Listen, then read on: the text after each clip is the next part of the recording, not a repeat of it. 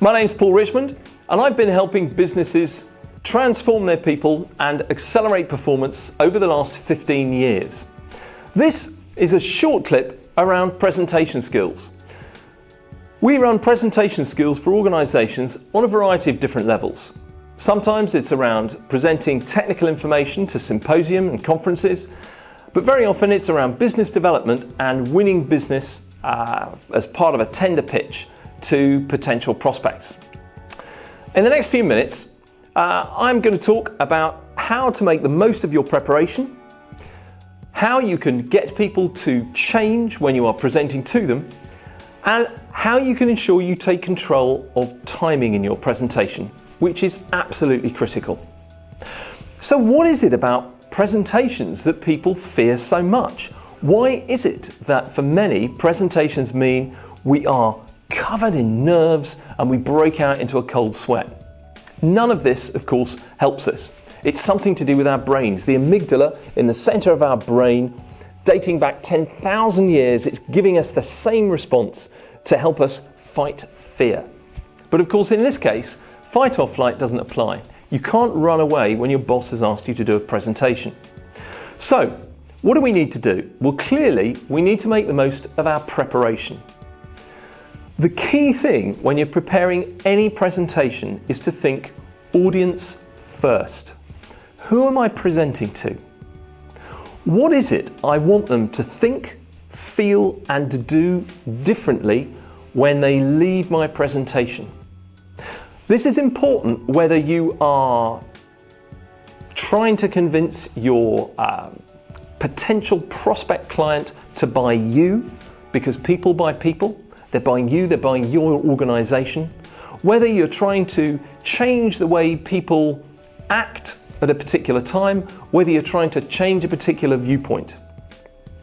Whatever it is, you need to be clear what the audience perception is when they come into the room.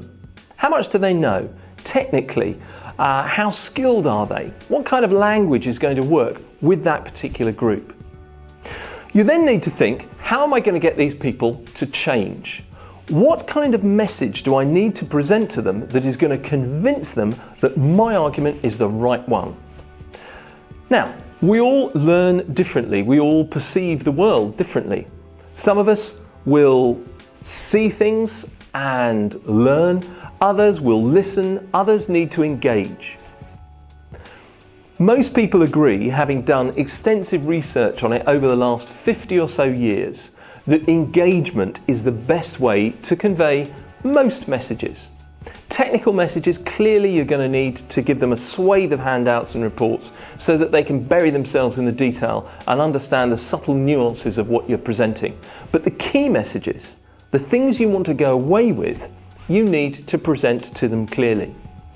If you're going to engage with your audience, then you need to think about how you can do this.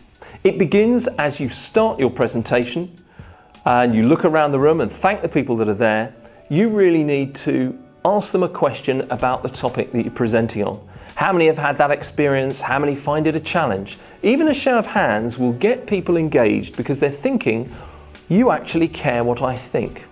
And of course, it also does a couple of things for you. Asking that initial question gives you 5 or 10 seconds to just draw breath and look around the room and see who's there.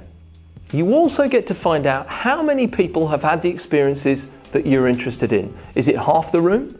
Is it all the room? And this will give you useful information for later on in your presentation.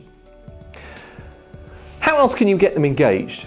Well, during your presentation, it's critical that you decide to ask your group some questions.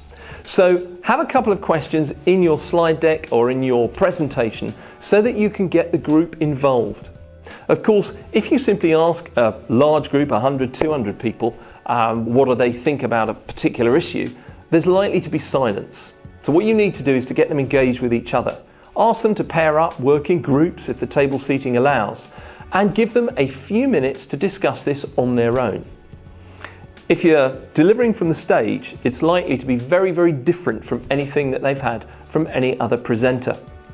But that idea of engagement on a regular basis throughout your presentation is going to work wonders for the group, because they have a chance to express their view, albeit just to their neighbour.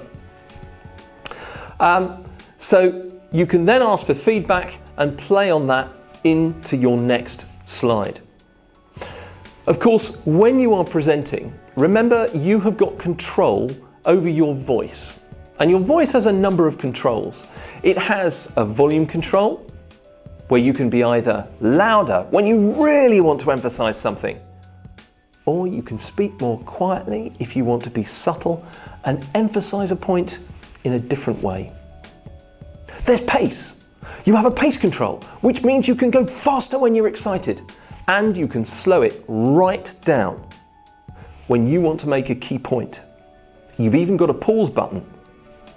Quite interesting to see how long you can pause before it feels uncomfortable. For most people, it's only a second, but actually, you can probably pause for 3 or 4 seconds without anyone else noticing. They just feel it's part of the delivery. You also have your tone, your vocal tone, the vocal inflection. And it's important to keep this moving up and down as you go through your presentation to keep people's interest. There's nothing worse than somebody who delivers in a monotone voice for 20 or 30 minutes and there is no break in that tone because it sends people to sleep. There's also the rule of 3. You must have heard of this because it's a maxim that works. Begin your presentation, tell them what you're going to tell them, then go through your presentation and tell them, and at the end, summarize what you've told them. In terms of timing, what's absolutely key here is to give you confidence that you're running to time. Conference organisers want to make sure delegates run to time when they're coming up and doing presentations. You want to make sure you're running to time to make sure you feel in control. So how do we do this? Well, one of the ways I always do this is to build in questions into any slide deck or any presentation that I'm doing. I want to have time to ask the audience their view. I plan out any presentation and allocate 3, 4, 5 minutes for these questions. If it's a large conference, you probably give them 2 minutes to think about this and talk to their neighbour. And you do this throughout your presentation. Typically in a half an hour presentation, I'd probably have 3 key questions for 2 minutes each. And of course I know that when I'm running through my presentation, if for whatever reason I've got animated and I've told a story I didn't mean to, I didn't expect to, then I realise I need to buy some time somehow. How do I do this? Simple. When I come to my question, I skip straight past it and I've gained 3 or 4 minutes. Of course, on the other hand, if you think I'm going to finish early, you can allow people that little bit of extra time for your question. And perhaps you want to have a supplementary question there as well, which you can ask the audience if you really need to make up a bit of space. The other key is to remember how to use PowerPoint to best effect. You may know that in any slide deck, it's a good idea to have a slide where you've got some key questions or key points that you may want to emphasize. As long as you know the number of that slide, you can jump straight to it like this. It's a simple tool and it's effective. You may also find it useful to just have a white screen behind you, like this, and that allows you to engage in debate with the group without having any distraction behind you. So, presentation skills are essential if you are planning on winning work and convincing your prospect that you are the best choice. Great presentation skills too are important if you want to get your audience to change what they think, what they feel, and what they do. So whatever you need to do when you're presenting, the key to it is calling us on this number and finding out how we can work with you to make the best of your presentation skills. We look forward to hearing from you soon.